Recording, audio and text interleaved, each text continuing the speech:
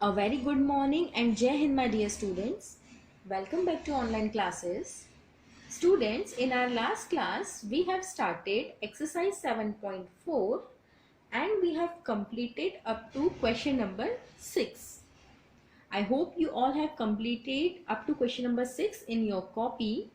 Now, today we are going to start with question number 7. So, students, the question number 7 is,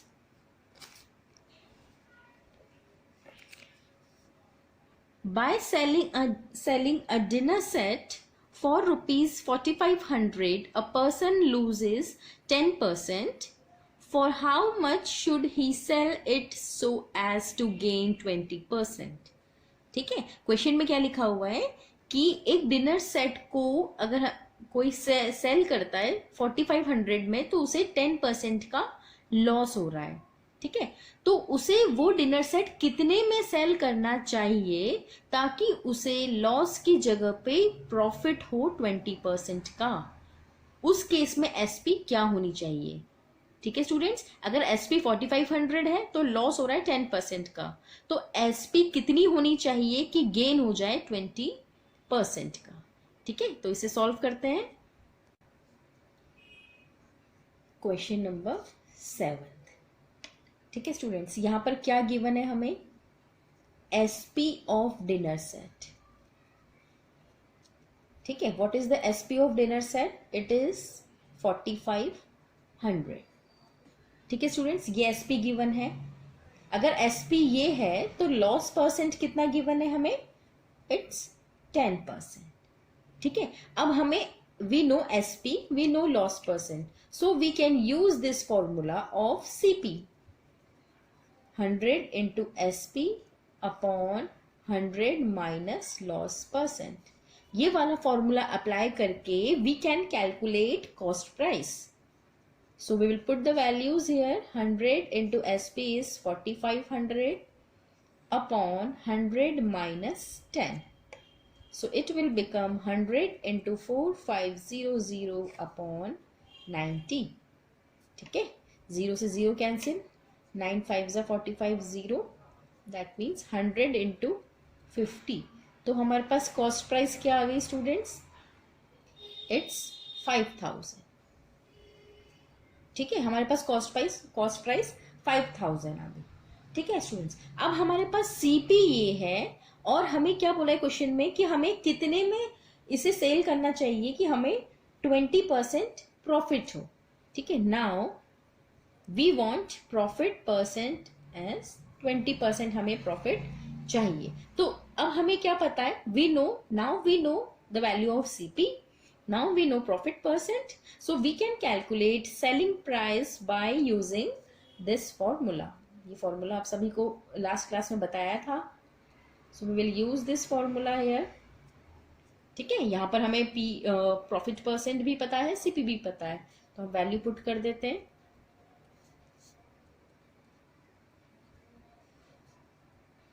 20 से 20 cancel. It's 120 into 50, तो ये हो जाएगा 12 5 6000. ठीक है, तो दैट मीन्स अगर हम ये डिनर सेट को 6000 में सेल करेंगे तो हमें 20% का प्रॉफिट हो जाएगा. Is it clear? चलिए अब चलते हैं क्वेश्चन नंबर 8 पर. What is question number 8? Abha bought 2 calculators for rupees 900. Students, यहां पर दिया हुआ है कि आभा ने 2 कैलकुलेटर परचेस किए हैं 900 के.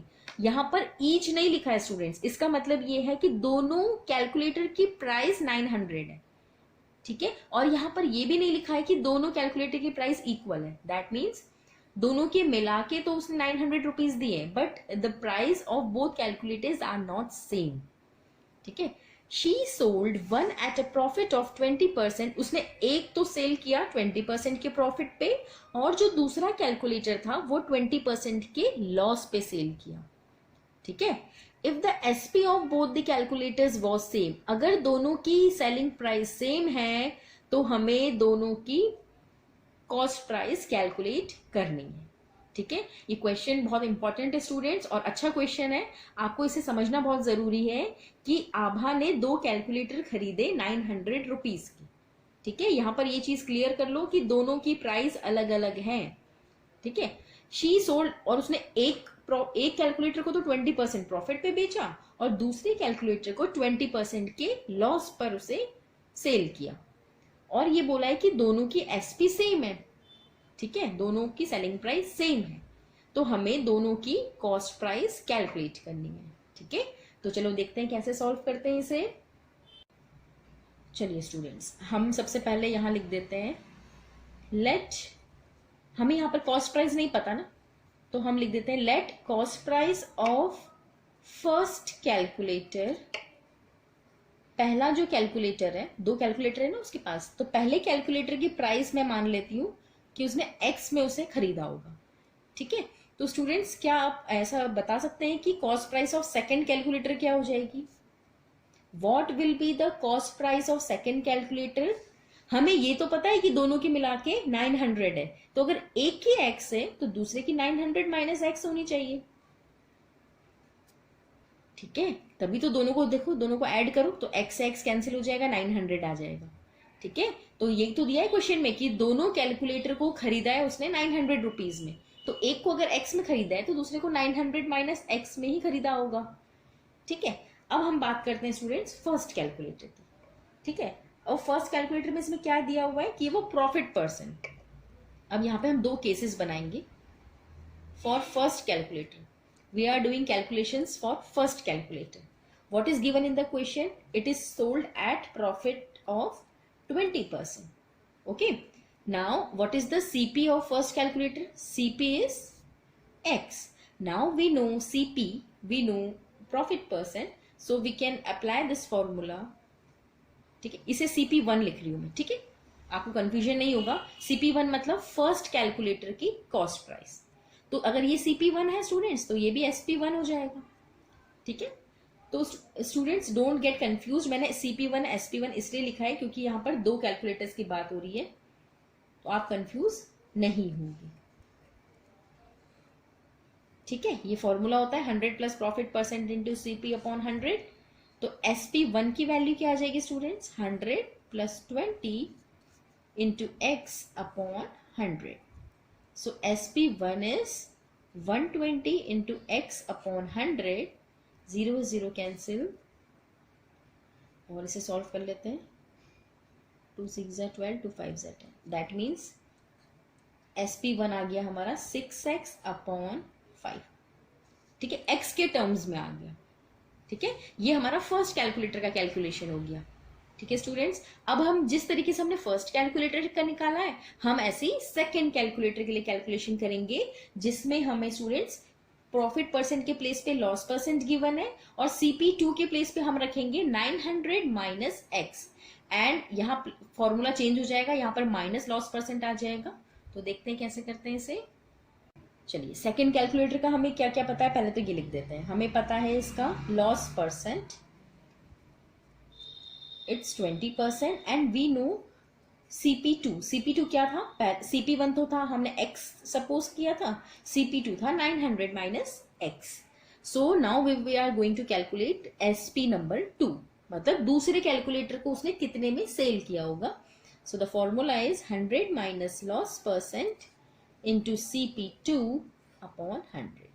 ठीक है, तो यहाँ पर वैल्यूज पुट कर देते हैं। 100 minus 20 into, in place of CP2, 900 minus x upon 100, so it will become 80, 900 minus x upon 100, 0 से 0 cancel, 2 4 जा 8, 2 5 जा 10, तो ये आ गया स्टूडेंट्स 4, 900 minus x upon 5, ये हमारा आ गया SP2। ठीक है, पिछली कैलकुलेशन में हमारा SP1 आ गया था और अब हमारा आ गया SP2। Now according to given condition, according to given condition, what is given in the question? Question में गिवन है कि दोनों की सेलिंग प्राइस तो सेम है, दैट मीन्स ये SP1 should be equal to SP2। दोनों की सेलिंग प्राइस इक्वल है, So what was the value of SP1? It is 6x upon 5 और SP2 की वैल्यू अभी हमने कैलकुलेट करी है, इट्स 900 माइनस x अपॉन 5. ठीक है, डिनोमिनेटर के 5 कैंसिल, डिवाइड में है, यहाँ आ जाएगा 6x equal to 4, 900 minus x. ठीक है स्टूडेंट्स, तो इसे हम सॉल्व कर लेते हैं. 6x इक्वल टू 9 4 ज़ा 36, 3600 माइनस 4x, 4x उधर जाएगा तो प्लस में हो जाएगा, तो ये 6 plus 4 10x equal to 3600. That means x की वैल्यू 3600 अपॉन 10, तो x की वैल्यू आ गई 360. ठीक है, x की वैल्यू आ गई 360 और x क्या माना था हमने सबसे पहली लाइन क्या लिखी थी क्वेश्चन में, let the CP of first calculator be x. तो हम therefore we can say that cost price of first calculator is rupees 360. Now what will be the cost price of second calculator? It will become 900 minus x. ऐसा था, तो 900 minus 360, तो 900 से 360 को minus कर दो, it will become 540. ठीक है, मतलब उसने पहला कैलकुलेटर 360 रुपीज में खरीदा, दूसरा कैलकुलेटर 540 रुपीज में खरीदा. पहले कैलकुलेटर को 20% लॉस प्रॉफिट में उसने सेल किया और सेकेंड कैलकुलेटर को 20% लॉस. ठीक है स्टूडेंट्स, इंपॉर्टेंट क्वेश्चन है, यहाँ पर याद रखना है आपको कि फर्स्ट सेकंड कैलकुलेटर के अलग अलग कैलकुलेशन करके एसपीज अलग अलग निकाल के और फिर यहाँ पर गिवन कंडीशन यूज करनी है. ठीक है, तो चलिए अब चलते हैं. देखिए students, 9th question is very easy. ये ओवरहेड एक्सपेंसेस पे बेस्ड है, तो ये आप खुद करोगे, कुछ नहीं आता है समझ में तो आप मुझसे पूछ सकते हो. ओवरहेड एक्सपेंसेस में याद रखना कि total cost price is the actual the CP जिसमें परचेज किया है जिस अमाउंट में, and the extra amount paid for that, यहाँ पर टीवी की बात हो रही है तो for that second hand TV. ठीक है, इसके ट्रांसपोर्टेशन चार्जेस भी इसमें ऐड हो जाएंगे. ये सब ऐड करके टोटल सीपी निकलेगा और फिर SP is given, so you can easily calculate gain और लॉस परसेंट. ठीक है, so this question is in your homework. Now we will do question number 10. So what is question number 10? 10th question is, a shopkeeper bought 2 items at rupees 450 each. अब यहाँ पर students each word use हो गया है. That means एक shopkeeper ने 2 items को खरीदा at rupees 450.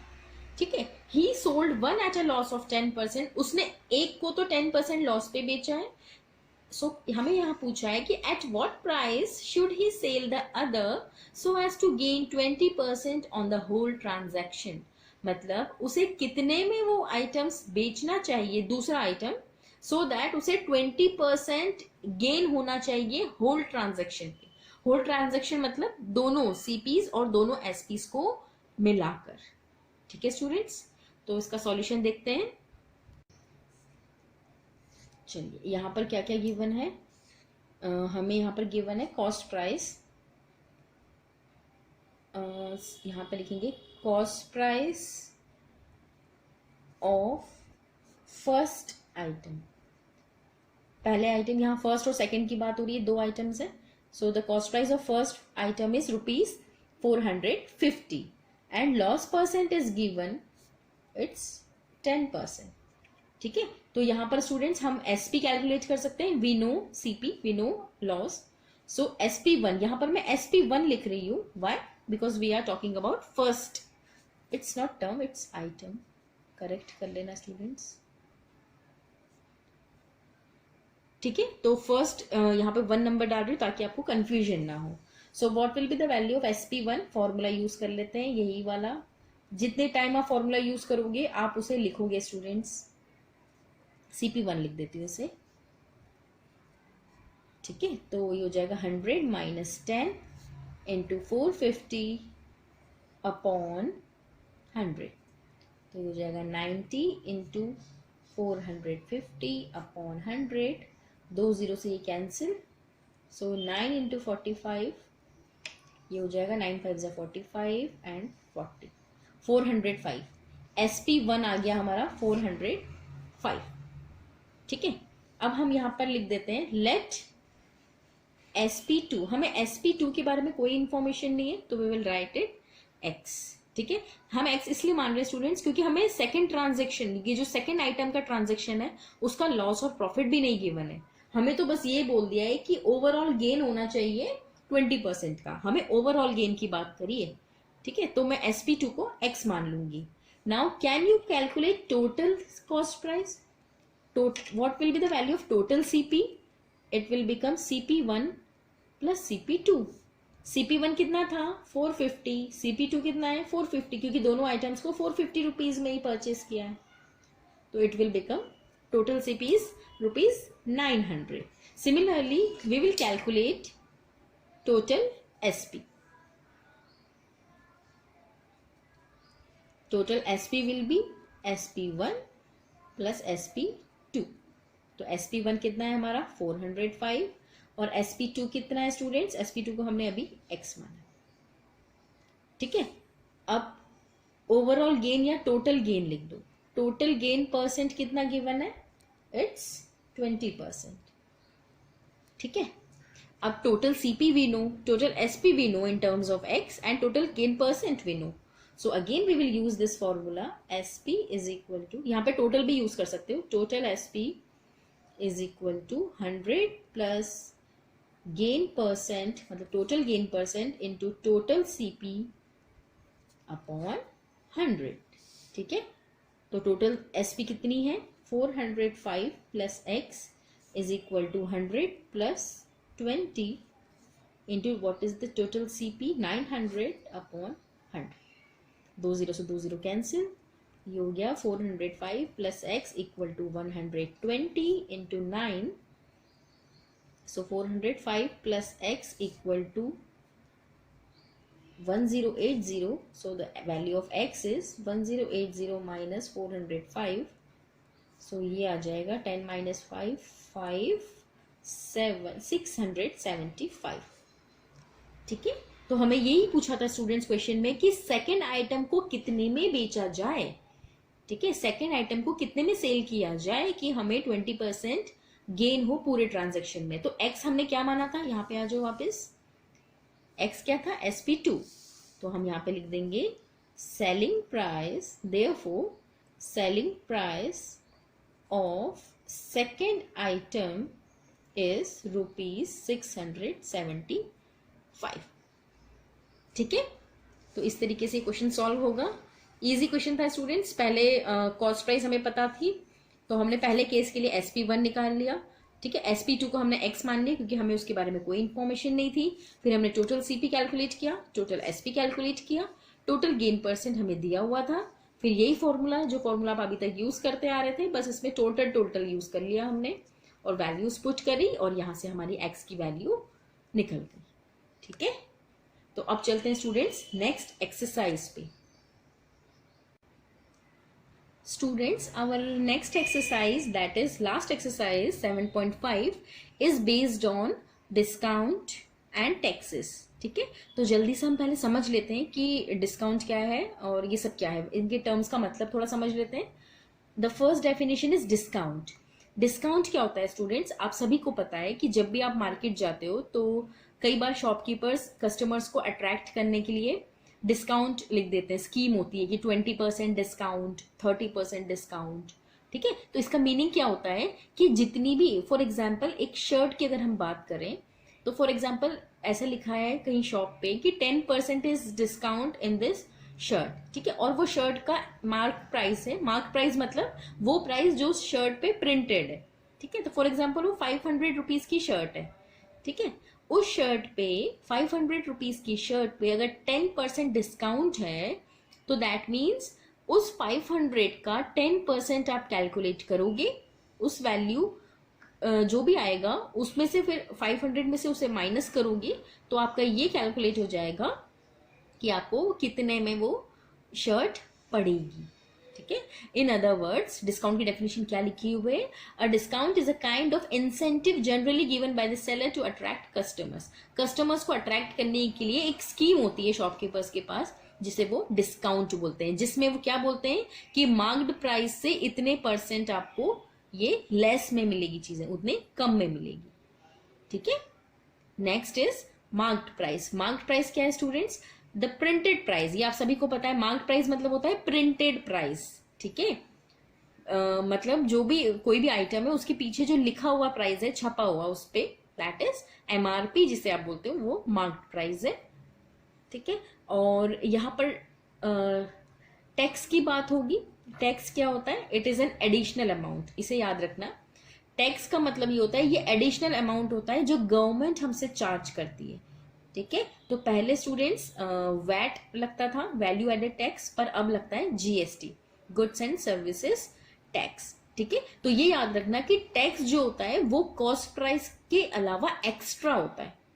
ठीक है, फॉर एग्जाम्पल हमने 13,000 का कोई टेलीविजन परचेस किया, तो उस टेलीविजन में अगर 5% जीएसटी लगा हुआ है, इसका मतलब यह है कि 13,000 प्लस 5% ऑफ 13,000, इतना अमाउंट आपको पे करना होगा. ठीक है, आप सभी ने पिज्जा खाया होगा डोमिनोज में, तो वहां पर भी स्टूडेंट्स टैक्स लगता है. ठीक है, जितने का पिज्जा होता है उसमें एक्स्ट्रा आपको 5% टैक्स देना होता है, फिर आपका टोटल अमाउंट आता है. ठीक है, बिलिंग अमाउंट. ठीक है, तो इसी पे बेस्ड है हमारी एक्सरसाइज. तो हम कुछ क्वेश्चंस करते हैं इसके. देखो, first question is find the discount percent in each of the following cases. हमें यहाँ पर डिस्काउंट परसेंट निकालना है. It's very easy. मैं एक पार्ट आपको करके बता रही हूँ, बी पार्ट आप खुद करेंगे. ठीक है, ए पार्ट मैं यहाँ पर कर रही हूँ. तो स्टूडेंट्स, एक्सरसाइज स्टार्ट करने से पहले आप ये फॉर्मूला लिख लेना. और अब हम एक्सरसाइज स्टार्ट करते हैं 7.5. Question number first, A part. What is given in the question? Marked price is given rupees 500 and here SP is given, it is rupees 475. ठीक है, और हमें यहाँ पर क्या कैलकुलेट करना है? We need to find this discount percent हमें निकालना है. ठीक है, तो डिस्काउंट परसेंट निकालने से पहले हमें डिस्काउंट पता होना चाहिए. तो we will use this first formula. ठीक है, because we know MP, we know CSP, ये दोनों गिवन है क्वेश्चन में. डिस्काउंट हम कैलकुलेट कर सकते हैं. तो we will use this formula. SP is equal to MP minus discount. So in place of SP I will write 475. In place of MP I will write 500 minus discount. ठीक है, तो 475 minus 500 equal to minus D, और इसे minus कर लेते हैं. It's 25 minus 25 equal to minus D. ठीक है, और ये माइनस से माइनस कैंसिल, तो डिस्काउंट हमारा आ गया 25, मतलब 25 रुपीज का डिस्काउंट है. ठीक है, तो डिस्काउंट परसेंट हमें कैलकुलेट करना है. तो what will be the discount percent? We will use this formula, discount upon MP into 100. So discount is 25 rupees, marked price is 500 into 100, 2 0 से 2 0 cancel, 5 5 से 25, that means 5% is the discount percent. ठीक है, चलिए अब question number second पे चलते हैं. What is question number second? A dealer offers a discount of 25% on all electrical goods in his showroom. एक डीलर ने 25% डिस्काउंट दिया है. Find the SP of the stream iron marked at 1600. अब students देखो यहाँ पर क्या क्या हमें गिवन है. मैं आपको हिंट देती हूँ, आप इसे खुद कर सकते हो. मैं फॉर्मूला बता देती हूँ कौन सा यूज होगा. Here students, discount percent is given, it's 25% and हमें सेलिंग प्राइस यहाँ पे कैलकुलेट करनी है. और क्या गिवन है? It's marked price is rupees 1600. ठीक है, तो हम सबसे पहले क्या करेंगे स्टूडेंट्स, देखो फॉर्मूला नंबर 2. देखो फॉर्मूला नंबर 2 क्या है? Discount percent equal to discount upon MP into 100. Discount percent के प्लेस पे आप 25 रख सकते हो. डिस्काउंट आपको नहीं पता तो डी को डी रहने दो. मार्क्ड प्राइस के प्लेस पे 1600 रखो इंटू 100. इसे सॉल्व करके डी आपका निकल जाएगा. ठीक है, अब डी निकल जाएगा तो डी की कुछ वैल्यू आ जाएगी. आपको डी पता है और एमपी पता है. ठीक है, तो now again you will use SP is equal to MP minus discount. तो डी आपको यहां से निकल जाएगा. एमपी आपको गिवन है 1600, तो 1600 में से डी को माइनस कर देना तो एसपी निकल जाएगा. ठीक है, तो ये आप खुद कर सकते हो. थर्ड क्वेश्चन की भी हिंट दे रही हूं, आप खुद करेंगे। Rahman purchase a watch on a clearance sale for ₹7,290। Rahman ने परचेज करी है एक वॉच, ठीक है, इसमें discount percent is given, it's 10%। MP हमें कैलकुलेट करना है, एमपी आपको कैलकुलेट करना है, डिस्काउंट परसेंट गिवन है और यहाँ पर सेलिंग प्राइस गिवन है, इट्स 7290। ठीक है स्टूडेंट्स, तो हम यहाँ पे ऐसा आप मान सकते हैं, let marked price be X, X इसकी मार्क प्राइस है। ठीक है, तो आप क्या करोगे, ये वाला पहला जो फॉर्मूला है, S P is equal to M P minus discount. S P आपको पता है 7290, एम पी आपने एक्स लिख दिया, डी की जगह पे डी। अब डी इधर ले जाओ, 7290 उधर ले जाओ, इससे इधर इससे इधर, तो हमारा डी की वैल्यू क्या आ जाएगी स्टूडेंट्स, एक्स माइनस 7290। ठीक है, ये डी आ गया मेरा। ठीक है, अब हम सेकेंड फॉर्मूला यूज करेंगे डिस्काउंट परसेंट का, जो कि होता है discount upon M P into 100। अब यहाँ पर डिस्काउंट परसेंट गिवन है ना, तो यहाँ पर 10 रखना, डिस्काउंट के प्लेस पे ये लिख सकते हो अभी जो आपने कैलकुलेट किया, एक्स माइनस 7290 अपॉन एमपी, आपको नहीं पता एमपी तो हमने एक्स माना है तो एक्स लिख देंगे इंटू 100। इसे आप क्रॉस मल्टीप्लाई करके पूरा सॉल्व करोगे तो आपका एक्स कैलकुलेट हो जाएगा और यही आपको निकालना है क्वेश्चन में।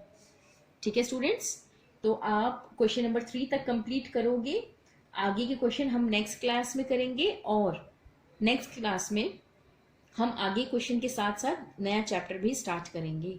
ठीक है, तो that's all for today, have a good learning.